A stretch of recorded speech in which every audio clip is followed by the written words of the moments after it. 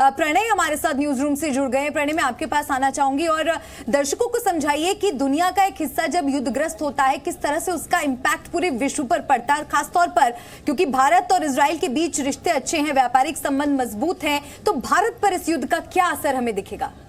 महत्वपूर्ण सवाल पूछा मलिका आपने। और अगर आप देखें कि इजराइल और हमास के बीच में जो लड़ाई चल रही है उसके कई कास्केडिंग इफेक्ट देखने को मिल सकते हैं। हमने देखा कि रूस और यूक्रेन के बीच चल रहे युद्ध के कारण 3F का संकट दुनिया के अंदर आया, फूड का, फ्यूल का और फर्टिलाइजर का। और इसके साथ ही यह संकट और गहरा सकता है यदि ये जो हमास और इजराइल के बीच चल रही लड़ाई इस पूरे इलाके के अंदर फैलती है, क्योंकि आपको पता है कि गाजा पट्टी से ही कुछ ही दूरी के ऊपर जो इजिप्ट का सुएज कनाल का इलाका है, अगर इस लड़ाई का दायरा बढ़ता है तो सुएज कनाल जो कि एक महत्वपूर्ण ट्रेड रूट है जहां से करीब 12% जो वर्ल्ड ट्रेड है वो जाता है, साथ ही जो 30% कंटेनर ट्रैफिक है दुनिया का ग्लोबल ट्रेड का वो इस इलाके से होकर गुजरता है। और साथ ही ईंधन की प्राइसेस इस पूरा समय के अंदर वैसे ही एक स्ट्रेस के दौर से गुजर रही हैं, वो बढ़ सकती हैं। इस तरीके से बहुत सारी चीजें ऐसी हैं जिसका कास्केडिंग इफेक्ट देखने को मिलता है। जहां तक भारत के लिहाज से कहा जाए, भारत एक ऊर्जा या कहा जाए ईंधन जो है इंपोर्ट करने वाला मुल्क है और ऊर्जा संसाधनों के लिहाज से भारत के ट्रेड के ऊपर इसका असर पड़ सकता है। और अगर ईंधन की कीमतें बढ़ती हैं तो भारत के अंदर महंगाई का ग्राफ जो है वो ऊपर हो सकता है। इसके अलावा इजराइल भारत का एक महत्वपूर्ण ट्रेड पार्टनर है,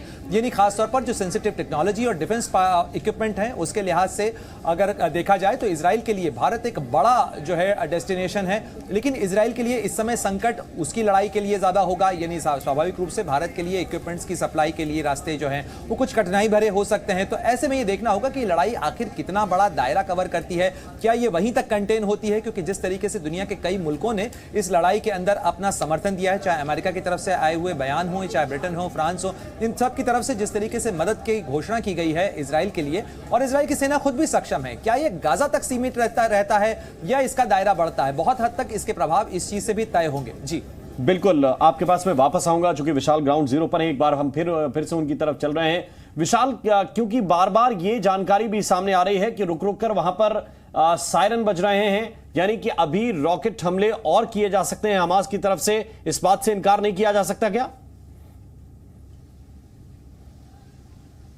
देखिए, बिल्कुल यहां पर लगातार रॉकेट से हमले अभी भी जारी हैं। थोड़ी देर पहले जेरूसलम में सायरन की आवाज सुनाई पड़ी है। जेरूसलम में रॉकेट से हमला किया गया है और जिस इलाके में मैं मौजूद हूं ये गजा पट्टी के बेहद नजदीक है और यहां पर हम लगातार वो आवाजें सुन पा रहे हैं, क्योंकि गजा पट्टी के आसपास के इलाकों में इजराइल की तरफ से भी हमला किया जा रहा है और हमास के जो आतंकी हैं वो लगातार रॉकेट लॉन्च कर रहे हैं अलग अलग शहरों में इजराइल के। और जो सबसे ज्यादा प्रभावित इलाका है वो एस्कलॉन है और सेड्रॉट जो एरिया है यहां पर गजा पट्टी से बिल्कुल नजदीक, वहां पर यह हमले लगातार किए जा रहे हैं। आज सुबह भी कई रॉकेट से हमले हुए हैं, बीती रात भी लगातार रॉकेट से हमला किया गया है। और फिलहाल देखिए, दो बड़ी चुनौतियां यहां पर हमें ग्राउंड पर दिखाई दे रही हैं। एक वो कि जिन इलाकों में इजरायली नागरिकों को बंधक बनाकर रखा गया है वहां से कैसे इजरायली डिफेंस फोर्सेस उन नागरिकों को वापस लेकर आती है सुरक्षित, ये की बड़ी चुनौती होगी, क्योंकि अभी भी जो जानकारी ग्राउंड से मिल रही है लगभग 100 की संख्या में इजरायली नागरिकों को बंधक बनाया गया है हमास के आतंकियों की तरफ से।